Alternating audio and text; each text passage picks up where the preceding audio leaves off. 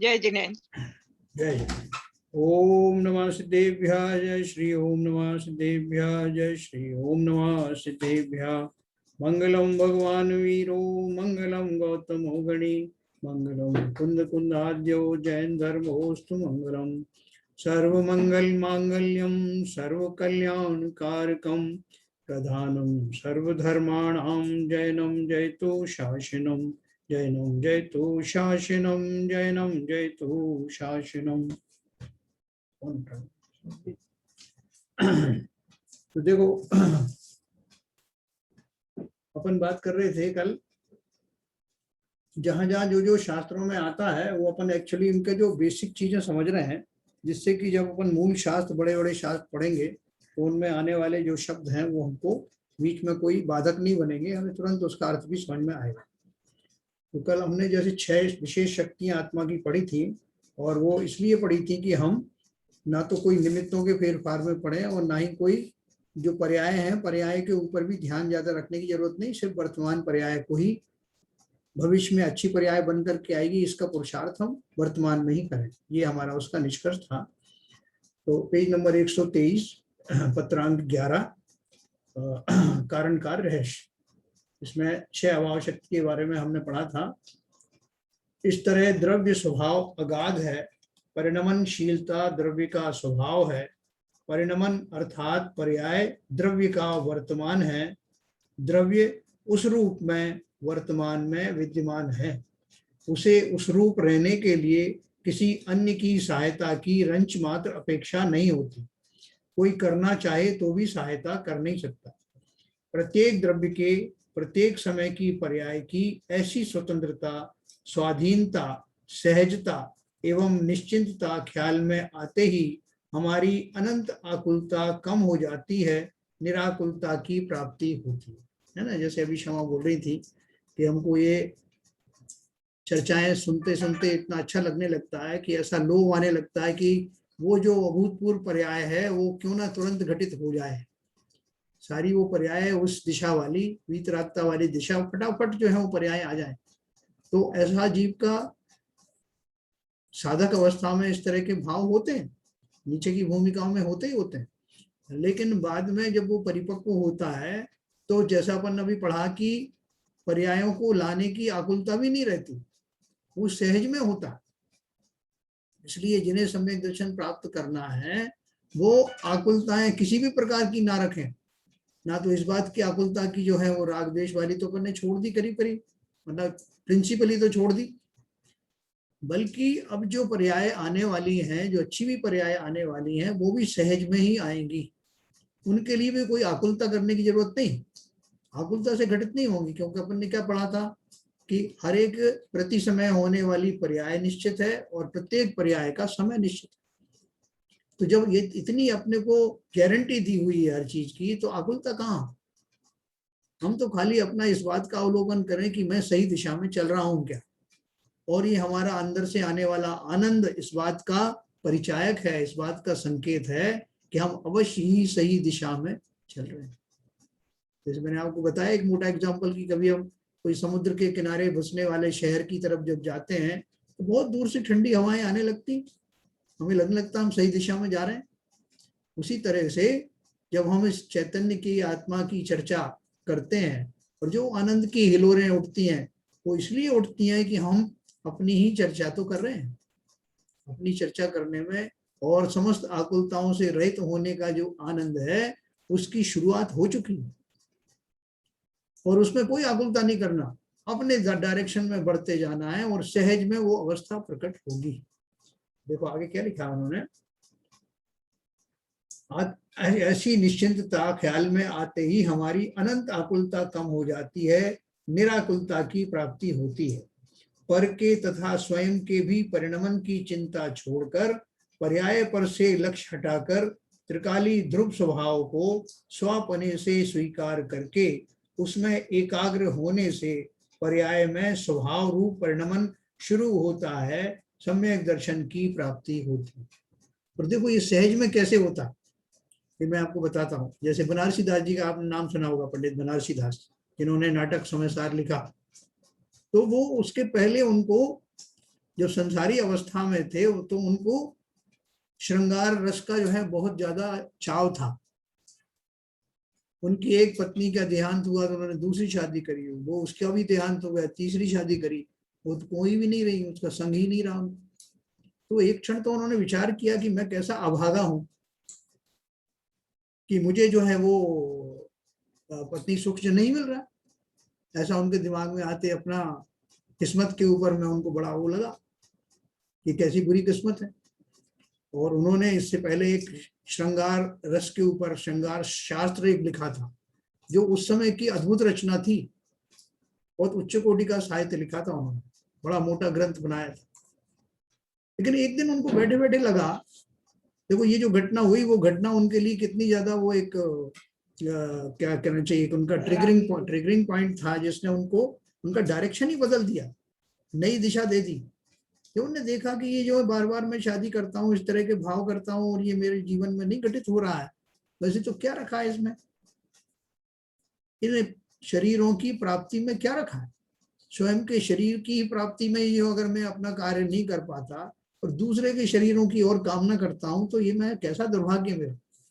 उन्होंने अपने उस दुर्भाग्य को अब दूसरे रूप में पलट दिया कि धिक्कार हूं मैं, मेरी जो चाहत है वो किस दिशा में जा रही थी, इन शरीरों में क्या रखा है। ऐसा भाव आते ही उन्होंने वो ग्रंथ उठाया जो उन्होंने कितने सालों की मेहनत से बनाया था श्रृंगार रस के ऊपर, और गंगा में बीच धार में उसको डुबो दिया।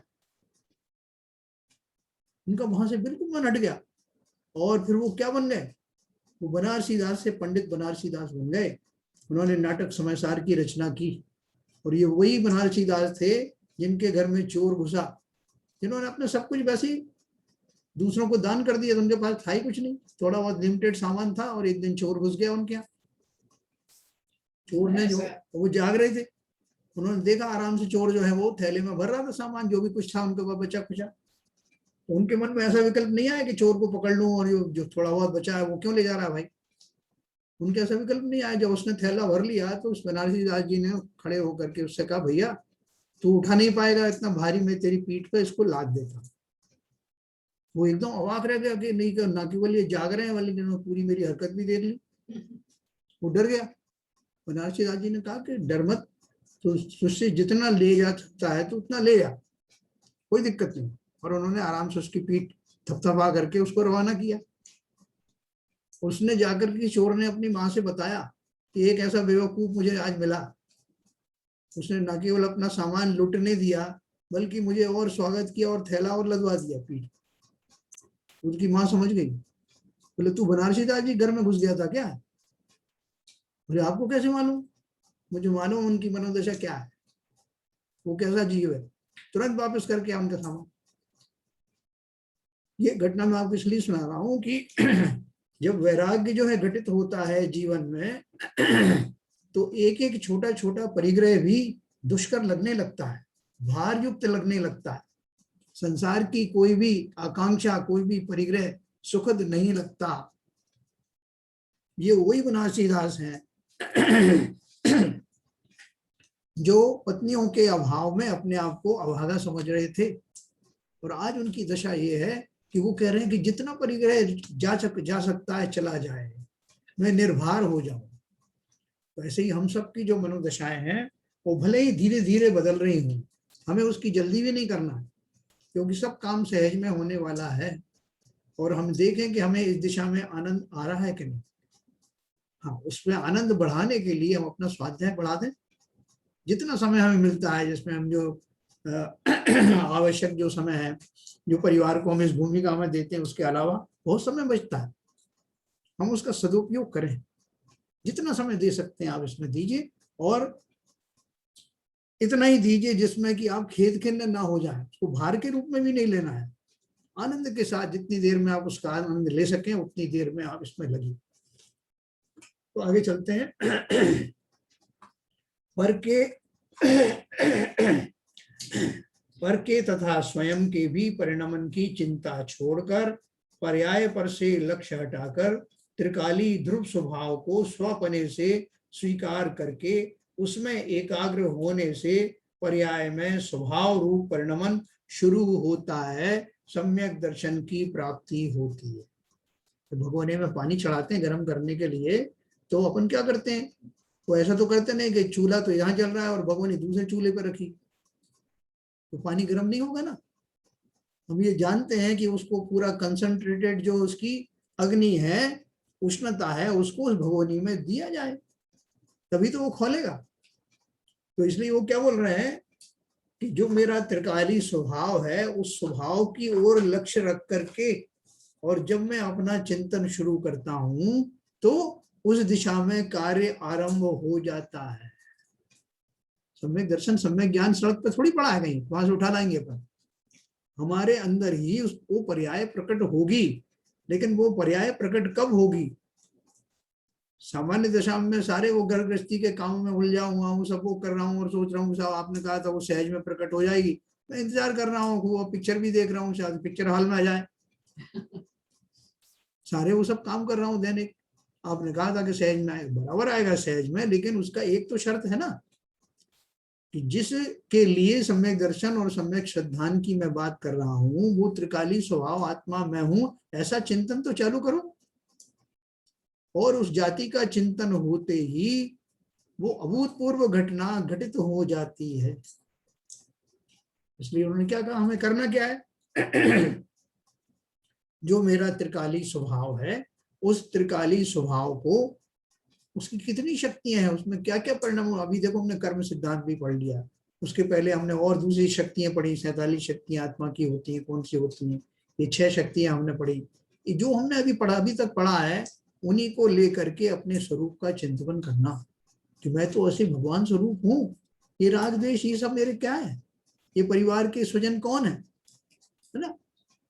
अभी हम लोग चर्चा कर रहे थे, स्टोक देश में एक प्रसिद्ध जो है उदाहरण आती है ना, कि संसार में जो जितने जो पक्षी है ना, शाम को जो पक्षी आते हैं तो वो पेड़ों पर बैठ जाते हैं, कौन कौन से आते हैं, कौन कौन सी दिशा से आते हैं, अपने अपने कारणों से आते हैं, और बीच में विश्राम, कोई पेड़ का लेकर के आश्रय, वहां विश्राम करने लगते हैं।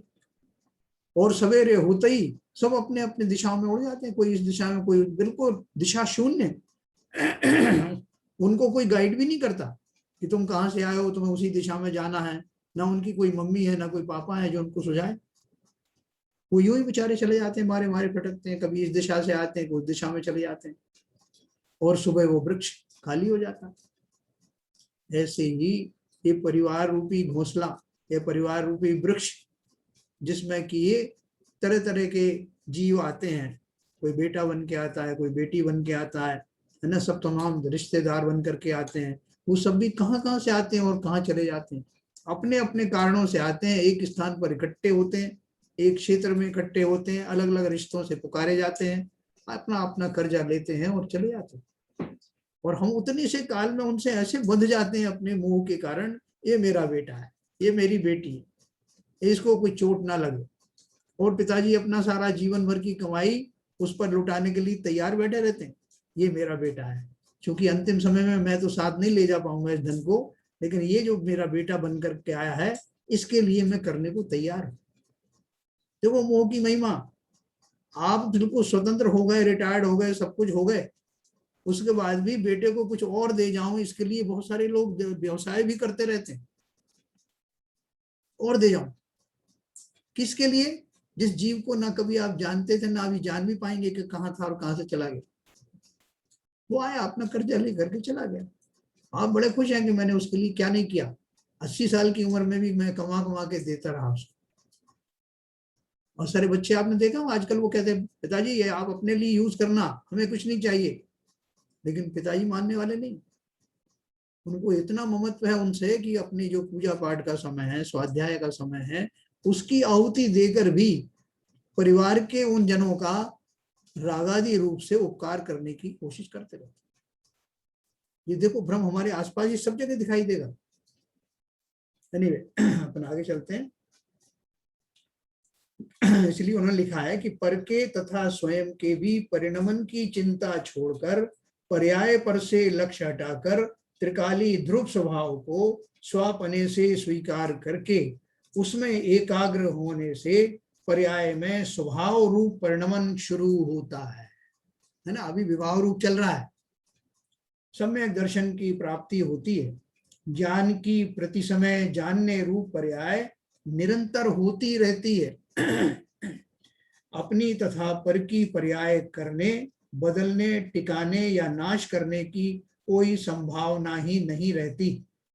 पर्याय एक समय की है और नाशवंत है, यह बात समझ में आने पर ज्ञान की पर्याय पर्यायों को जानना छोड़कर, यानी दूसरी पर्यायों को जानना छोड़कर सामान्य स्वरूप निज ध्रुव शुद्धात्मा को जानने लगती है। उसी में अहमपना स्थापित हो जाता है और धर्म का प्रथम सोपान सम्यक दर्शन की प्राप्ति होती है ना। प्रति क्षण में हो रहा ना, और अपन को वर्तमान में जीना है, तो क्या करूं? प्रत्येक पर्याय जो वर्तमान की है उसमें अपने स्वभाव को ध्यान करना, याद करना। तो क्या होगा, जो फ्यूचर में यही तुम्हारी जो पर्याय भी वर्तमान में है, ये बदल करके ये फ्यूचर आने वाला है ना, वो जो वर्तमान बनेगा। तो फिर मेरे को इसका जो है रस आने लगेगा, ये मेरा क्रम निरंतर चलता रहेगा। इस वर्तमान पर्याय में ऐसा चिंतन, फिर अगली जो पर्याय आने वाली है उसमें भी ऐसा चिंतन करके एक चेन बन जाएगी। पुरानी चेन सब टूट जाएंगी, नई श्रृंखला का सृजन होगा। तो उसी में अहमपना और धर्म का प्रथम सोपान सम्यक दर्शन हमको लाना है। देखो, सम्यक दर्शन की महिमा किसी भी शास्त्र में आप पढ़ोगे, तत्वार सूत्र में पढ़ोगे, तो सबसे पहले सम्यक दर्शन की बात। जितने भी प्रतिमाओं की बात करोगे, 11 प्रतिमा धारण करने की, तो पहली प्रतिमा ही सम्यक दर्शन वाली है। तो उसकी महिमा समझो, उसकी इंपॉर्टेंस समझो। और वो कैसे आता है, क्योंकि अपन ने इतने बार इतना सब अध्ययन किया, उसमें सबको एक ही बात आती है कि मेरी श्रद्धा गलत होने के कारण मेरे सारे विचार भी गलत डायरेक्शन वाले उठ रहे हैं। तो डायरेक्शन देना सही। गाड़ी चली आ रही, उसमें स्टीयरिंग की बड़ी वैल्यू होती है ना। जब गाड़ी की नई गाड़ी आती तो पूजन करते थे लोग, या तो बोनेट पे वो लगाते हैं तिलक, या स्टीयरिंग पे धागा बांधते हैं कि मुझे सही डायरेक्शन मिले। इनडायरेक्टली वही भाव है, गाड़ी मेरी सही डायरेक्शन में जाए। भले वो जो है उस रूप में नहीं सोचता उस व्यक्ति को हम उस समय, लेकिन वास्तव में सबसे बड़ी आवश्यकता क्या है कि जीवन में मुझे सही दिशा की प्राप्ति हो। सही दिशा की प्राप्ति ही सम्यक दर्शन। कारण कार्य संबंधी चर्चा करते हुए अब हम कुछ चर्चा कारण परमात्मा और कार्य परमात्मा के बारे में करते हैं। शास्त्र में इस तरह के अनेक शब्द पढ़ने में आते हैं, परंतु उन शब्दों का अर्थ न समझने के कारण उलझन होती है, अनेक प्रश्न मन में उठते हैं। देखो, आप लोग जो अपन करते हैं ना, कर लो जिनवर पूजन करके किताब है ना अपनी, जो जिनवाणी अपन जिसको पूजन करते हैं, इसमें से उसमें एक पूजन है जो जिन्होंने वो लिखी है ना, केवल रवि किरणों से, जिनकी युगल जी ने, उन्हीं की लिखी हुई एक सिद्ध पूजा भी उसी में है। उस सिद्ध पूजा की जयमाला पढ़ना, और बहुत सुंदर है वो। अभी अभी ये सूतक मेरी निकल जाएगी तो मैं आपको पढ़ के सुनाऊंगा उसकी जयमाला, बहुत अद्भुत लिखी है। तो उसमें एक जो आता है, तो भगवान के लिए आता है कि आप ही कारण परमात्मा है और आप ही कार्य परमात्मा है। अपने कारण परमात्मा को आपने कार्य परमात्मा में कन्वर्ट किया, उसी जयमाला में आता है। तो वहां तो मैं आपको समझाऊंगा, यहाँ उन्होंने एक शॉर्ट में दिया है कि कारण कार्य संबंधी चर्चा करते हुए कारण परमात्मा और कार्य परमात्मा के बारे में हम पढ़ेंगे। शास्त्र में इस तरह के अनेक शब्द पढ़ने में आते हैं, परंतु उन शब्दों का अर्थ न समझने के कारण उलझन होती है, अनेक प्रश्न मन में उठते हैं। ऐसे अनेक व्यक्ति दिखाई देते हैं जो बड़े उत्साह के साथ जिनागम का अभ्यास करने हेतु ग्रंथों का वाचन प्रारंभ तो कर देते हैं, परंतु उनका अर्थ और मर्म समझ नहीं पाने के कारण उनका उत्साह ठंडा पड़ जाता है और स्वाध्याय करना भी बंद हो जाता है। स्वाध्याय करके स्वयं का स्वरूप समझ लेने के बजाय पूजा, दान, उपवास, यात्रा आदि क्रियाएं उन्हें आसान लगने लगती हैं। तो अब क्या करें, हमें समझ में आता नहीं ये सब चीजें, अपना तो वही बढ़िया है। 2 घंटे पूजन कर लेते हैं अपने, एक आध उपवास जड़ देते हैं अपना बीच बीच में, और साथ में अपना यात्रा कर आते हैं। अब आपको मालूम है शिखर जी की मैंने कितनी वंदनाएं की है, कितनी की है? तो 108 तो हो गई पूरी, अब 109वीं चल रही है। आप देखो बहुत सारे लोग गिनती लगा के चलते हैं, भले ही वहां उनके भाव लगे या ना लगे, वो गिनती जो है याद रखते हैं। तो वो क्या बोल रहे हैं कि बहुत सारे लोग इस वजह से कि स्वाध्याय में उनको इसलिए रस नहीं आ रहा है कि उसके अर्थ समझ में नहीं आ रहे, वो छोड़ करके वो अपनी चिर परिचित क्रियाओं में जो हम अनंत बार अनंत भवों से करते चले आ रहे हैं वही करते रहते हैं, वो हमारी क्लास आगे बढ़ती नहीं। तो बोल रहे हैं कि वो स्वाध्याय उसको बंद करके स्वयं का स्वरूप समझने की बजाय पूजा, दान, उपवास, यात्रा आदि क्रियाएं उन्हें आसान लगने लगती हैं। अन्य पहचान वाले लोग भी वाह वाह करते हैं और यह जीव उसी में संतुष्ट होकर हम धर्म कर रहे हैं ऐसा मानकर वृथा अभिमान और समाधान धारण कर लेते हैं।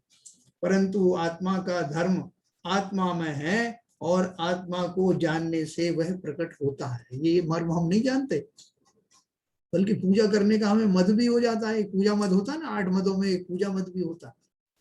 अरे मैं पूजन करता हूँ 2-2 घंटे, क्या बात तुम समझते हो।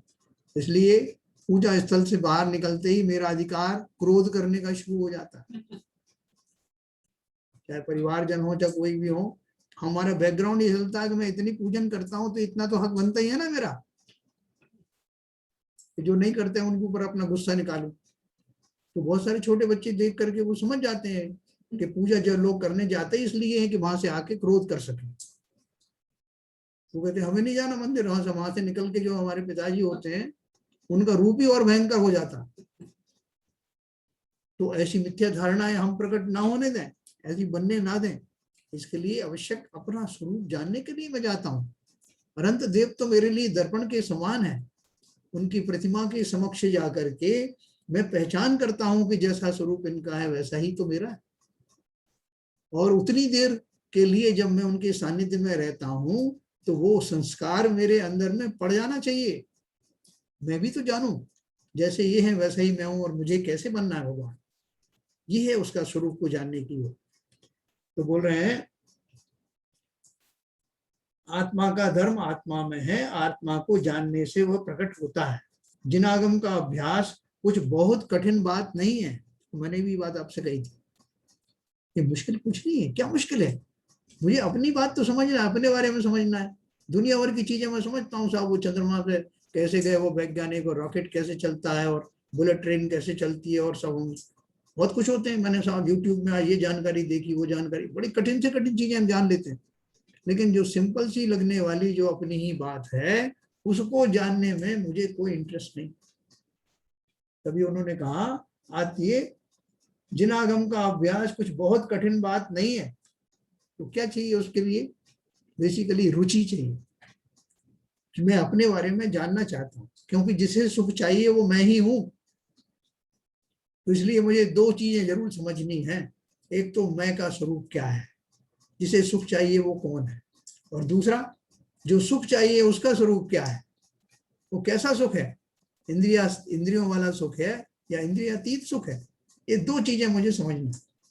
तो इसलिए जिनागम का अभ्यास बहुत कठिन बात नहीं है। विशिष्ट पद्धति से क्रम क्रम से एक एक सिद्धांत सीखते जाएंगे तो कुछ कठिनाई नहीं लगती, अत्यंत रोचक है तथा बुद्धि और तर्क की कसौटी पर खरे उतरने वाले ये तत्व हैं। उसमें से न्याय शास्त्र आपने सुना होगा। न्याय शास्त्र किसे बोलते हैं, जिसमें लॉजिक्स दिए जाते हैं, तर्क दिए जाते हैं, तर्कों के बेसिस पर सिद्धांतों को सिद्ध किया जाता है। वो सब सिद्धांत ग्रंथ कहे जाते हैं, न्याय ग्रंथ कहे जाते हैं। न्याय तो न्याय तर्क संगत और युक्ति संगत सिद्धांत, उनकी बारीकियां पढ़ते समय आनंद आता है, अधिकाधिक पढ़ने की रुचि उत्पन्न होती है, ज्ञान तीक्ष्ण होता है, बुद्धि की प्रगल्भता बढ़ती है और स्वयं के संबंध में इतनी सारी सहज सुंदर सम्यक जानकारी से हम वंचित रह गए थे, इसका सखेद आश्चर्य लगने लगता। मैं आपको एक बिल्कुल सही घटना सुनाता हूँ कि हमारे पिताजी, वो भी जैसे अपन सब कन्वेंशनल हैं, वो भी बहुत पूजन वगैरह बहुत करते थे, पूजन भी करते थे। और जैसा अभी स्वाध्याय करने का एक क्रम था तो वो स्वाध्याय भी मंदिर में करते थे, गांव के मंदिर में भी उन्होंने बनवाया, वहां भी करते थे। तो उनको बहुत तीव्र रुचि थी और उसमें वो कम से कम 4-4, 5-5 घंटे लगे रहते थे। मंदिर से घर में आते तब भी कुछ ना कुछ पढ़ते रहते थे। लेकिन उन्होंने कभी सिद्धांत शास्त्रों का अध्ययन नहीं किया।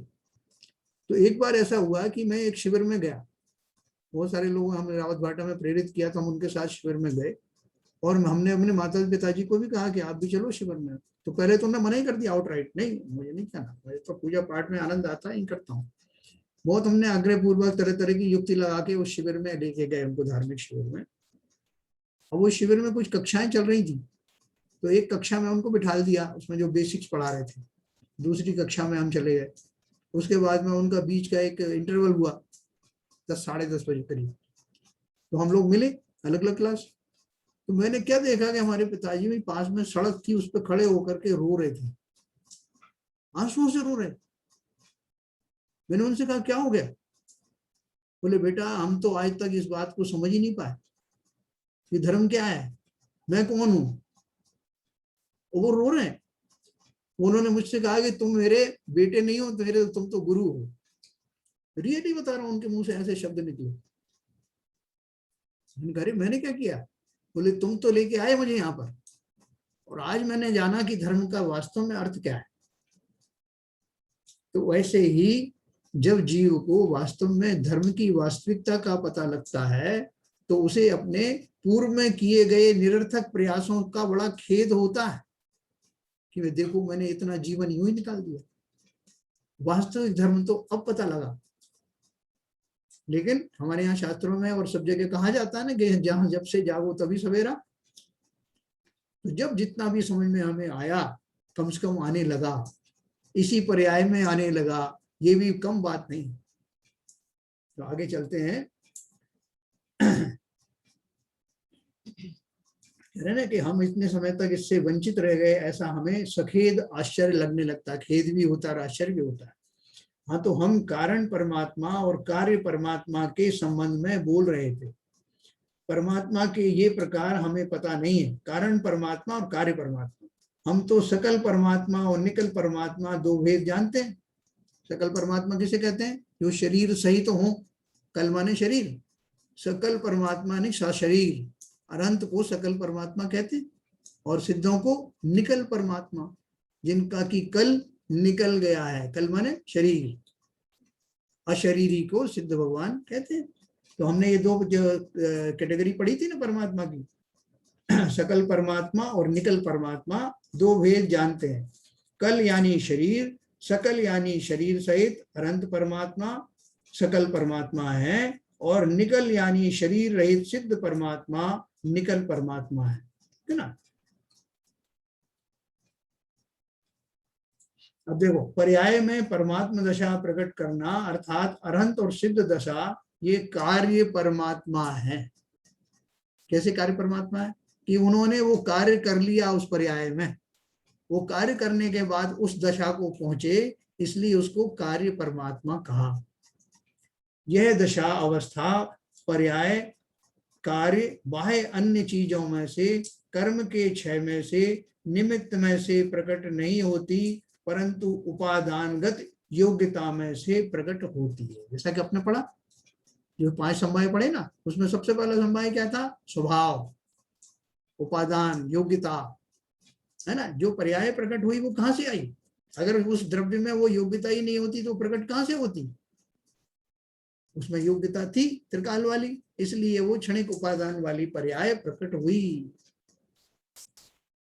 परमात्मा दशा रूप जो पर्याय है, उसका उपादान कारण ही कारण परमात्मा है ना। तो उसका कुछ जो कार्य परमात्मा बन गया, तो उसका कारण परमात्मा क्या होगा?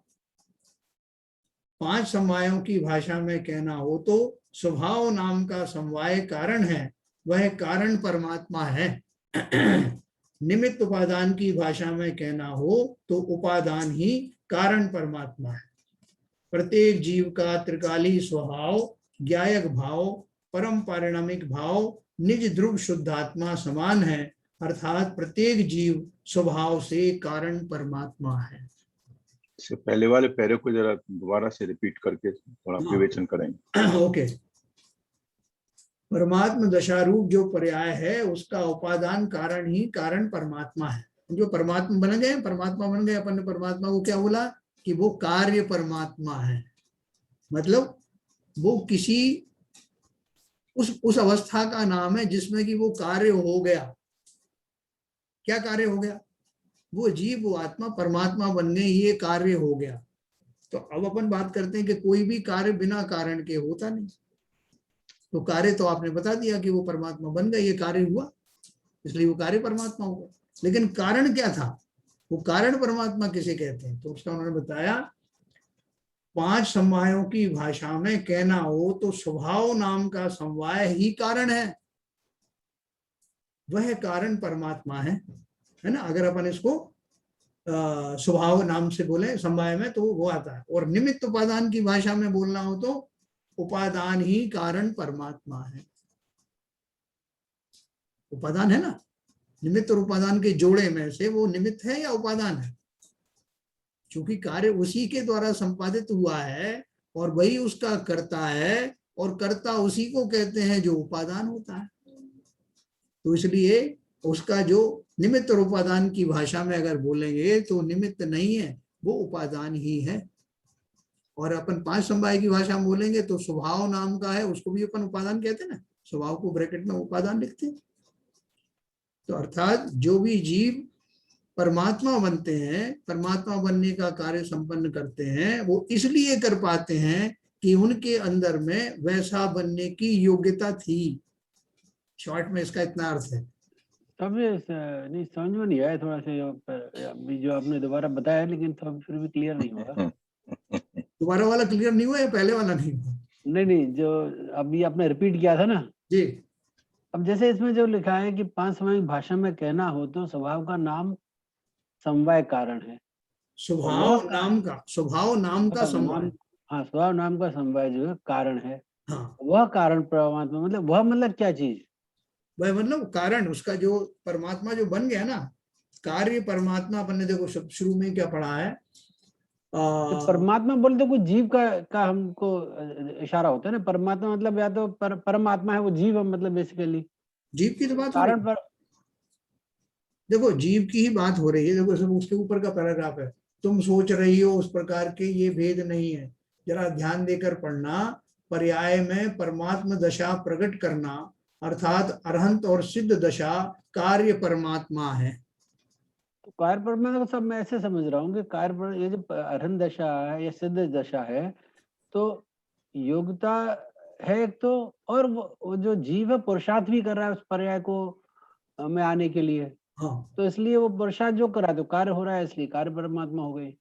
हाँ बिल्कुल है। देखो पुरुषार्थ जो कर रहा है, आपने जो बोला ना, लेकिन पुरुषार्थ जो है कौन, किस दिशा में कौन कर सकता है, उसमें वो योग्यता होना चाहिए ना। हाँ, योग्यता है और जो योग्यता के योग्यता, साथ पुरुषार्थ कर रहा है। वो जो योग्यता है, देखो अपन ने 2 चीजें पढ़ी थी। अपन ने पढ़ा था त्रिकाल स्वभाव ही पर्याय, त्रिकाल स्वभाव और क्षणिक उपादान शक्ति, अपन ने 2 चीज पढ़ी थी ना। Yes yes. उसमें अपन ने पढ़ा था जिसमें त्रिकाल स्वभाव होता है, त्रिकालवर्ती जो स्वभाव वर्ता है, वही पर्याय जब किसी पर्टिकुलर समय में घटित होती है, जिस पर्याय की हम खोज कर रहे थे, जो पर्याय हमें चाहिए थी, फॉर एग्जाम्पल, वो पर्याय उसी की घटित होती जिसकी त्रिकाल में वो स्वभाव रूप पर योग्यता है, उसी की तो घटित होगी ना। जी हाँ। तो अब ये यही बात कर रहे हैं, वो कह रहे हैं वो जो त्रिकाल रूपी योग्यता थी वही उसका कारण था, क्योंकि रेत में से तेल निकलेगा नहीं, जीव में से ही तो परमात्मा बनेगा ना। हाँ, सही है। योग्यता ही कारण, स्वभाव कारण जैसे बताया। हाँ, वो स्वभाव जीव ही कारण है। जीव का स्वभाव है, जीव का स्वभाव ही है वो परमात्मा बनने का। खाली वो पर्याय आने भर की देर है, हम तो परमात्मा आज भी हैं। स्वभाव रूप से, योग्यता के रूप से, त्रिकाली स्वभाव के रूप से अगर देखा जाए तो परमात्मा की जो सारी योग्यताएं हैं, सारे गुण हैं, आज भी मुझ में विद्यमान है, हर जीव में विद्यमान है, हर जीव में। लेकिन वो जो पर्याय आने वाली, जिसको क्षणिक उपादान बोलते हैं, जो आएगी तब मैं परमात्मा कहलाऊंगा, वो पर्टिकुलर पर्याय अभी आई नहीं है। वो पर्याय जब आ जाती है तो समझ लो मेरा कार्य पूरा हो गया। तो वो पर्याय कारण परमात्मा तो वो हो, कार्य परमात्मा हो गया, कार्य कार्य संपन्न परमात्मा हो हो। गया। तो उन्होंने बोला जो मुझे मिल गया है वो मेरा कार्य हो गया, इसलिए वो कार्य परमात्मा है, और जिस कारण से हुई वो मेरा त्रिकाली स्वभाव था, वो ही उसका कारण था। तो कारण परमात्मा आपकी फिक्स हो गई, निश्चित हो गई। हाँ, कारण परमात्मा तो निश्चित है ही, हमारी उपादान शक्ति त्रिकाली का वो तो बेसिक त्रिकाल बेसिक है, उपादान शक्ति है। बस वही है। और जो कार्य परमात्मा है वो क्षणिक उपादान शक्ति की वजह से हुई, तो वो उस समय में उस पर्टिकुलर मूवमेंट पे वो पर्याय प्रकट हुई, हाँ, और उससे क्या कहते हैं परमात्मा की स्थिति प्राप्त हुई, इसलिए उसको कार्य परमात्मा कहा। देखो शास्त्रों में एक शब्द आता है कृतकृत्य, कहते हैं जिनेंद्र देव जो है वो कृतकृत्य हो गए। इसका अर्थ क्या है? उन्हें जो प्राप्त करना था, जो अल्टीमेट उनका गोल था, वो उन्हें मिल गया, अब करने के लिए कुछ शेष बचा नहीं, कृतकृत्य हो गए, धन्य हो गए। हाँ, सारा कार्य जो जिस कार्य को प्राप्त करने के लिए, जिस कारण रूप लक्ष्य को लेके वो चले थे, वो उन्हें प्राप्त हो गया, अर्थात उनका कार्य हो गया। अपना कोई काम हो जाता है, बोले साहब काम हो गया, कृतकृत हो गया मैं। हाँ, कृतकृत हो गया, कुछ करना नहीं, जो करने चला था वो पूरा हो गया। तो कार्य परमात्मा का अर्थ है कि मुझे वो दशा, वो पर्याय मेरी प्रकट हुई जो मेरी अल्टीमेट पर्याय थी। परमात्मा बनना मेरा अल्टीमेट कार्य था, तो जब वो प्रकट हो गई तो उसको मैंने कार्य परमात्मा टाइटल दिया।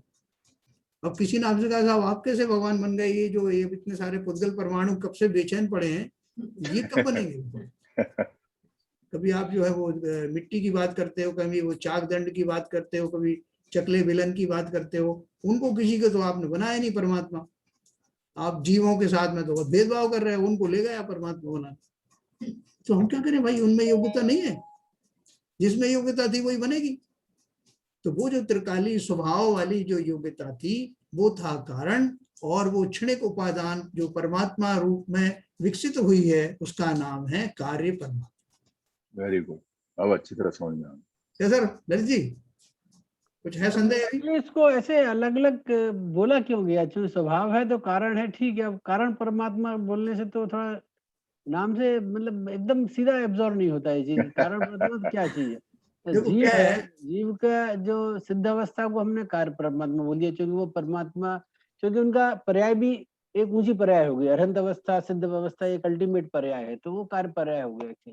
देखो मैं अब आपको एक कारण बात परमात्मा तो उसका योग्यता के हिसाब से तो उसको, शास्त्रों में बहुत सारे ऐसे शब्द आएंगे, अपन ने ऊपर पढ़ा ना कि उन शब्दों का अर्थ अपन को समझना पड़ेगा पहले से, कि जब वो शब्द आएंगे तो उनका जो अपन यथा योग्य शब्द उसका अर्थ समझ पाएंगे, है ना। और वहां वो किस एंगल से कहे गए हैं तब वो आपको समझ में आएगा। आचार्यों ने अलग अलग जगह पे अलग अलग शब्दों का उपयोग किया है, तो वो जब शब्द आएंगे तो अपन को समझ में आएगा कि ये किस लिए इस्तेमाल किया गया। तो इसमें सर जो कारण परमात्मा से मतलब जो जीव है उसमें परमात्मा बनने की शक्ति है, योग्यता है, हाँ तो वो जीव उस का जो स्वभाव है उसको हम कारण परमात्मा कह रहे हैं। जी, जी। कारण परमात्मा 5 संभाव में से जो पहला नंबर का है तो जो ये जो हमारे कार्य परमात्मा, कारण परमात्मा तो केवल ज्ञानी के लिए एप्लीकेबल होगा। हाँ, केवल ज्ञान के लिए तो है, केवल वही ज्ञानी अवस्था के है, केवल ज्ञान के लिए। ये वोकैबुलरी है तो पहले से तैयार की जा रही है आगे ग्रंथ पढ़ने के आगे लिए। काम आएंगे आपको ये सब। आएगा में। हाँ, देखो क्या हुआ, आचार्य लोग जब भक्ति करते हैं, कुछ चीज का एनालिसिस करते हैं, तो कई बार जो है उत्साह में बढ़ करके कुछ ऐसे शब्दों की रचना करते हैं जो हमको समझ में नहीं आता। एक सज्जन थे, वो कवि थे बहुत बड़े, तो उनको अपनी पत्नी से बड़ा प्रेम था, तो उन्होंने अपनी पत्नी की बार बार तारीफ करते करते उस तारीफ की पराकाष्ठा पे पहुंच गए। उन्होंने एक दिन उसको भावावेश में भर के कहा कि तुम तो सुंदर तो क्या, तुम तो बड़ी असुंदर हो। अरे क्या बात कर रहे हैं? और वो भाव में बह गए, वो असुंदर कहते कहते वो उन भावों में चले गए जहां उसको वो परम सुंदरी दिखाई दे रही, लेकिन शब्द क्या इस्तेमाल हो रहा है? परम असुंदर। वो कोर्ट में चली गई वो स्त्री कि मुझे तो इस आदमी से तलाक चाहिए। बोले क्यों? बोले अभी कुछ दिन पहले तक तो ये मेरी इतनी तारीफ करता था और रात को इसने मेरे को परम असुंदरी बोला, मुझे नहीं रहना इसके साथ। तो कोर्ट में उनको बुलाया गया, तो वहां भी वो पत्नी को जपते हुए, उनको जैसे भगवान को जपते हैं जपते हुए आ गया, हा हा मेरी पत्नी। जज ने उसकी तरफ देखा, वो समझ गए माजरा क्या है, कि ये तो पत्नी प्रेम में इतना डूबा हुआ है कि शब्दों के साथ ही जो है वो हेर फेर करता रहता है, इसको मालूम ही नहीं क्या बोल रहा है। क्या बोल रहा है। बोल रहे हैं असुंदरी और उसके भाव हो रहे हैं जितने परम सुंदरी वाले को जी प्रशंसा के भाव हो रहे हैं। वो जज ने उससे कहा कि तुम समझ रहे हो कि ये क्यों कह रहा है ऐसा, इसके भाव तुमको समझ में आ रहे हैं, इसके शब्द ही खत्म हो गए तुम्हारी तारीफ करते करते। तो सुंदर से असुंदर बना के इसने सोचा कि मैं स्पेशल शब्द ढूंढ करके तुम्हारी सुंदरता की तारीफ करूं। तो ऐसा होता है कई बार जो है भगवान की जो स्तुति करते करते लोग जो है इतने बावले हो जाते हैं कि वो शब्दों के साथ भी थोड़ा जो है वो ऊपर नीचे करते हैं, लेकिन भाव उनके बहुत उच्च कोटि के होते हैं। वो उससे नए नए शब्दों की रचना हो जाती, तो वो बोलते कहते हैं आप शब्दों पे मत जाइए, भाव को समझिए, है ना। तो पिक्चरों में भी दिखाते हैं मजाक मजाक में वो कि आप भावना समझिए, भावना। एनीवे जो शास्त्रों में जो जो शब्द आएंगे, अभी आप वो पूजन का आपको मैंने बताया ना, सिद्ध पूजा में ये शब्द आया और उन्होंने कितनी भक्ति से वो युगल जी ने उन शब्दों का प्रयोग किया है, आप पढ़ेंगे तो आप भी गदगद हो जाएंगे।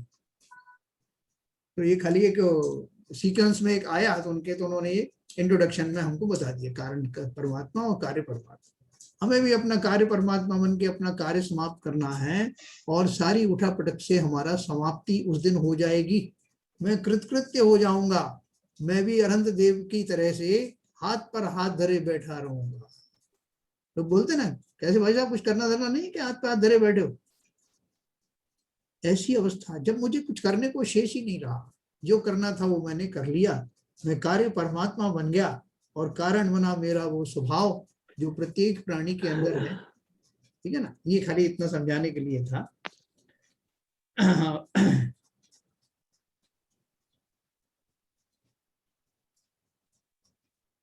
देखो इसमें लिखा है, जब नियमसार ग्रंथ जो प्रसिद्ध ग्रंथ है जो कि कुंदकुंदाचार्य ने लिखा है ना, उसमें उसकी एक लाइन लिखी उन्होंने, नियमसार ग्रंथ में कारण नियमसार और कार्य नियमसार की चर्चा की हुई है। तो आप बोलोगे कारण नियमसार क्या और कार्य नियमसार क्या? नियमसार कुंदकुंदाचार्य ने लिखा हुआ परम आध्यात्मिक ग्रंथ है, इस बात का तुम्हें पता होगा। इस ग्रंथ का पर मुनिराज पद्म प्रभु मलधारी देव ने विश्लेषणात्मक भाष्य अर्थात टीका लिखी हुई है। और उसका अर्थ क्या है? जो नियम रूप से करने योग्य है वह नियम है। नियम रूप से मतलब रेगुलर बेसिस पे जो करने योग्य है वो नियम है, अर्थात दर्शन ज्ञान चारित्र यही नियम है। ये क्या है? दर्शन नियम और ये चारित्र जो है न केवल इन तिकड़ी की जरूरत है बल्कि इसी सीक्वेंस में पहले दर्शन होता है, श्रद्धाएं से सम्यक होती हैं, साथ साथ ज्ञान सम्यक हो जाता है और उसके बाद चारित्र की प्राप्ति होती है। सम्यक अर्थ करने तथा विपरीतता का खंडन करने हेतु सार कहने में आता है। रत्नत्रय नियम है, व्यवहार रत्नत्रय अर्थात राग भाव रत्नत्रय नहीं है, परंतु उसका सहचर होने से उपचार से रत्नत्रय कहा जाता है। उसे कोई करने योग्य न मान ले, इस हेतु सार शब्द जोड़ा है जो निश्चय रत्नत्रय का सूचक है। देखो इसमें उन्होंने दो तीन बातें बताई। पहली बात तो ये बताई है कि जो सार शब्द क्यों यूज किया है, नियम सार और समय सार, तो सार क्यों, हाँ सार क्यों यूज किया, प्रवचन सार, तो उनका अर्थ क्या है? सार क्यों लगा दिया आपने? नियम सार बोल दो तो नियम ही बोलो ना। तो बोल रहे हैं कि वो सार शब्द का अर्थ ये है कि उसमें राग की कोई गुंजाइश नहीं है, उसको प्योर फॉर्म में समझिए। क्योंकि अपन सम्यक दर्शन के लिए बोलते हैं ना, व्यवहार सम्यक दर्शन क्या है और निश्चय सम्यक दर्शन क्या है? तो बोलते हैं कि देव शास्त्र गुरु की श्रद्धान को व्यवहार सम्यक दर्शन कहा, या तत्वों की श्रद्धा को व्यवहार सम्यक दर्शन कहा, स्व की श्रद्धा को निश्चय सम्यक दर्शन कहा। क्योंकि वहां पर का आलम्बन है ना। व्यवहार किसे कहा? मुझे रत्नत्रय कौन सा वाला, उसमें देव शास्त्र गुरु का आलम्बन लिया हुआ है, मेरे अतिरिक्त जितने भी हैं सब पर हैं मेरे लिए। तो जब जब पर का सहारा लिया जाता है उसमें राग भी आता है, मुझे देव के प्रति राग आएगा, शास्त्र के प्रति राग आएगा, गुरु के प्रति राग आएगा। इसलिए उसको व्यवहार का तो दिया ही दिया टाइटल, साथ में सार लगाने का अर्थ ये है कि ये लाने नहीं पड़ते, ये अपने आप सहज में घटित होते हैं। जैसे ही जीव की वो दशा आती है ये अपने आप प्रकट होते हैं, इसलिए सार शब्द का इस्तेमाल किया, जिसमें राग की कोई कहीं गुंजाइश नहीं। ये तो आप कहोगे साहब देवशास्त्र गुरु के माध्यम से, उनकी कृपा से ही ये प्राप्त होता है, तो उसमें राग आ गया और मेरी परतंत्रता आ गई। वो तो निमित्त मात्र है, निमित्त है, वो जरूर घटित होंगे, वो निमित्त मिलते ही हैं। जैसे कोई आदमी को कोई जो किसी के साथ कोई केस वेस लड़ना हो, कुछ ऐसी घटना घटित हो जाए, तो उसको फिर वकील ही दिखाई देंगे ना, तो वकीलों को खोज लेगा, क्योंकि अभी वो उस दौरान, उस घटना के दौरान चल रहा है, तो उसको उचित निमित्त की तलाश रहती है, उसी डायरेक्शन में वो सोचता रहता है और वो उसे मिलते हैं। और हम लोग भी ऐसे इस दिशा में जैसे ही चलते हैं तो ऐसे लोगों को देखते हैं जिन्होंने उसकी प्राप्ति कर ली हो, सहज में ही ऐसा भाव आता है। जैसे एकलव्य द्रोणाचार्य की मूर्ति क्यों बना के लाया, उसने चंदगी राम की मूर्ति क्यों नहीं बनाई है? वो वही पहलवान थे ना, उसे पहलवान थोड़ी बनना था, उसको धनुर्धारी बनना था, इसलिए उनकी मूर्ति बना। तो कहने का अर्थ क्या है, उन्होंने लिखा है व्यवहार रत्नत्रय अर्थात राग भाव रत्नत्रय नहीं है, परंतु उसका सहचर होने से उपचार से रत्नत्रय कहा जाता है। उसे कोई करने योग्य ना मान ले, मतलब राग आदि करके उसे सम्यक दर्शन ज्ञान चारित्र की प्राप्ति हो जाएगी, ऐसा कोई ना मान ले, इसलिए सार लगा करके उसको क्वालिफाई किया है कि बिना राग वाला ये जो पर्याय है सम्यक दर्शन की ज्ञान की चारित्र की, उसका कैसे प्राप्ति हो, उसमें ये बताया गया है। प्रवचन सार, समय सार, ना नियम सार। हाँ, तुलसीदास जी ने कौन बोला है वो, सार सार को गई रहे थोता दे उड़ाए। ये पहली बार मालूम पड़ा ये सार का मतलब। कई चीजें पहली बार मालूम पड़ेगी सर जी अपने को। और जैन साहब वो आपने जैसे जो अपना बताते हैं कि प्राकृत भाषा में है पूरा अपना जो सठ खंडाम और जो भी जितने शास्त्र हैं, तो इनको टीकाकारों ने और मुनि लोगों ने सरल भाषा में लिखने के लिए काफी जो शब्दों का चुनाव किया है, तो वो जो उन्होंने सरलीकरण किया है उसका, तो वो तो उसमें क्योंकि कई भाव ऐसे होते हैं जिनको सरलीकरण में जो मुनियों ने सरलीकरण कर दिया, लेकिन सामान्य भाषा में हमको समझने में कठिनाई होती है। प्राकृत भाषा में लिखे गए ग्रंथ उनको संस्कृत भाषा में ट्रांसलेट किया, जो टीकाकारों ने, आचार्य अमृतचंद्र आचार्य ने उनका संस्कृत टीका लिखी, फिर उसके बाद कुछ और लोगों ने फर्दर संस्कृत टीका लिखी, फिर किसी ने ढूंढारी भाषा में उसकी टीका करी, फिर बाद में किसी ने गुजराती में, मराठी में, हिंदी में टीकाएं की। तो ये शब्द समझाने के लिए तरह तरह से वो टीकाओं की रचना की गई है। लेकिन सबसे बढ़िया बात क्या है, हमारे कोई भी ग्रंथ में चले जाओ आप, विरोधाभास नहीं है, सिद्धांत वही है, सिर्फ व्याख्याकार जो है व्याख्या बराबर करें तो वही के वही सिद्धांत है। और कहीं कोई को कंट्रोवर्सी फंसती तो उसको मूल में देख लेते हैं, संस्कृत में क्या लिखा है, प्राकृत में क्या लिखा है, तो पुष्टि हो जाती है। मगर टोटलिटी में पढ़ना पड़ेगा है, उसको टोटलिटी में पढ़ के समझना पड़ेगा। बिल्कुल, हाँ, बिल्कुल। अगर बीच में से पिकअप कर दिया तो उसका अर्थ का अनर्थ बना देते हैं। और कन्नड़ भाषा में भी बहुत कुछ शास्त्र है, कन्नड़ में भी बहुत कुछ लिखा हुआ है, या कन्नड़ में तो बहुत ज्यादा लिखा हुआ है, लेकिन प्रॉब्लम ये है कि वो भाषा हम लोगों को ना आती है, ना हम समझते, ना पढ़ सक पाते हैं। अदरवाइज कन्नड़ में भी बहुत शास्त्र है। मूल बत्तरी में आप जो ग्रंथ रखे हुए हैं पत्तों के ऊपर लिखे हुए कन्नड़ में, उसमें कितना माल है, कौन समझ सकता है उसको। बिल्कुल, ताड़पत्रों में लिखा है, बहुत सारे ग्रंथ अभी तक पब्लिश हुए नहीं, राइट में नहीं आए। वही तो मैं बता रहा हूँ, ताड़पत्रों में भरे हुए हैं। मूल बत्तरी में देखा होगा जैन साहब आपने। हाँ, देखा। अरे इवन अपने जो समय सार आदि जो ग्रंथ हैं, जो पंच परमागम जो शास्त्र हैं, वो भी कितने दिन बाद उनकी खोज हुई और कुछ लोगों ने उसको खोज निकाला। हमारे जो दिगंबर साहित्य थे, जो कि हमारा मूल है, आज भी हम कुंद कुंद आमनाए वगैरह उसमें लिखते हैं मूर्ति के ऊपर, लेकिन उन कुंद कुंद के द्वारा लिखे हुए परमागम हमको अवेलेबल नहीं थे। तो उन खास कोई संस्थाओं ने उसमें परिश्रम करके उनको जो है लाइट में लाए, उनको छपवाया गया, उनको समझा गया, उस पर हिंदी टीकाएं लिखी गई। हमको तो बहुत सहज में मिल गया माल। कितनी मेहनत की, ताड़पत्र पे कैसे लिखते हैं, वो ये जो होता है ना एक पैना सा नुकीला कांटा, उससे उसमें वो करते हैं, उसको उकेरते हैं शब्दों को, तो सोचो कितना मुश्किल काम, फिर उसको अपन ने पुस्तक रूप में बनवाया, उनकी छपाई हुई, उनमें ओह। शुद्धिकरण हुआ। गीले पत्ते पे लिख के उसमें कुरेदते हैं, फिर सब सूख जाता है तो अक्षर बन जाता बहुत कुछ करना पड़ता है। हमें तो कितने, हम जो है लकी हैं इस मामले में, तो हमें वो सारी रचनाएं इतनी आराम से मिल गई। है। और आप समझा रहे ठीक है? हैं, आप समझा रहे हैं। आप और अब भी मिल गए हैं सभी। देखो मैं आपको कल इसके बारे में बताऊंगा, क्रमबद्ध पर्याय के बारे में, जो बहुत अद्भुत सिद्धांत है, जो इसमें ही से घटित हुआ है, जो हमने अभी तक पढ़ा। इसकी चर्चा जो अपन ने कई बार कही कि हर एक प्रत्येक पर्याय जो है निश्चित है, और प्रत्येक पर्याय का समय निश्चित है। तो इस तभी तो जो है, जो केवल ज्ञानी आदि वो सब जानते हैं कि इतने साल बाद क्या होगा, क्या पर्याय घटित होगी और वैसी घटित होती है। इसका अर्थ क्या है कि सब कुछ क्रम निर्धारित होता है, क्रम नियमित होता है, उसी को कुछ लोग क्रमबद्ध कहते हैं, यानी क्रम से बधा हुआ। इस पूरे सिद्धांत को जब आप समझेंगे, आपको 100% विश्वास हो जाएगा कि अनहोनी कभी होती नहीं। जो जो देखी वीत रागने, सो सो होती वीरा रे, अनहोनी कभू ना होसी, काहे होत अधीरा रे। क्यों अधीर हो रहा है? अच्छा जैन साहब, इसमें आपने काफी बीच में स्किप कर दिया। हाँ बोलिए। छोड़ दिया ना आपने बीच में। वो बीच में मैंने इसलिए छोड़ दिया कि वो फिर आप बहुत कंफ्यूज हो जाते हो उसमें।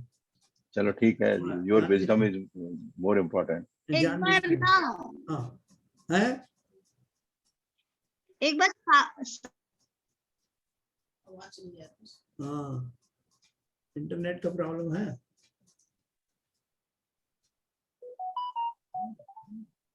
चलिए, तो देखो उसमें जो छूट गया वो मैंने जानबूझ के छोड़ा था, इसलिए क्योंकि उसमें फिर वो फ्लो नहीं आता और बीच में आप कंफ्यूज हो जाते नहीं नहीं नहीं, ठीक है, आपने अपने विजडम से सोच के किया है तो उसमें कोई दिक्कत नहीं।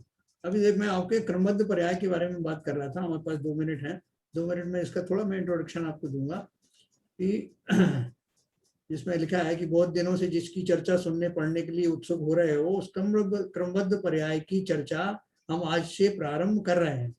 सुनने के लिए रखा है, इस आधार पर बहुत सारी जो है किताबें और कैसेट्स बने हुए हैं। सेकंड वाला पैराग्राफ देखें। सर्वप्रथम क्रमबद्ध पर्याय कहते किसे हैं, इस बात को हम देखेंगे। स्वभाव पर्याय विभाव पर्याय के समान यह कोई पर्याय होगी ऐसा मत सोचना। यह पर्याय नहीं है, अपितु वस्तु की परिणमन संबंधी व्यवस्था है। उसकी परिभाषा अपन कल देखेंगे। चलिए। देखो अपने रावत भाटा में एक दिलीप भाटिया करके थे, फ्यूरिंग मशीन में हुआ करते थे।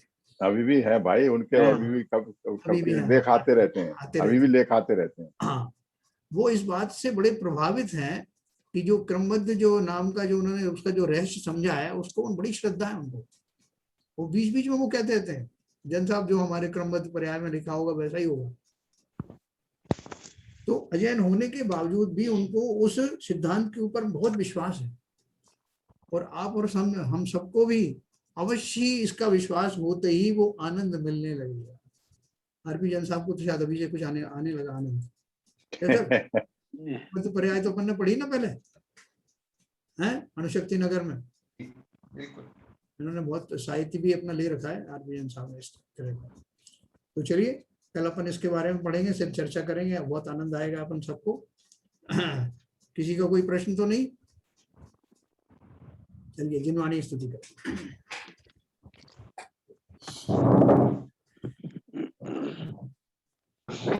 मिथ्यातम नाश वे को ज्ञान के प्रकाश वे को अपा पर भास वे को भानु सी बखानी है। छहों द्रव्य जान वे को बंध विधि भान वे को सो पर पिछान वे को परम प्रमाणी है। अनुभव बताए वे को जीव के जताए वे को काहू न सताए वे को भवे और आनी है। जहाँ तहाँ तार वे को पार के उतार वे को सुख विस्तार वे को यही जिनवाणी है। हे जिनवाणी भारती तो है जपू दिन रैन, जो तेरी शरण गए सो पावे सुख चैन। जिन वाणी के ज्ञान से सूझे लोकालो, तो वाणी मस्तक नमो सदा देते हैं धो, सदा देते हैं धो। जिनवाणी माता की जय। नमो कर।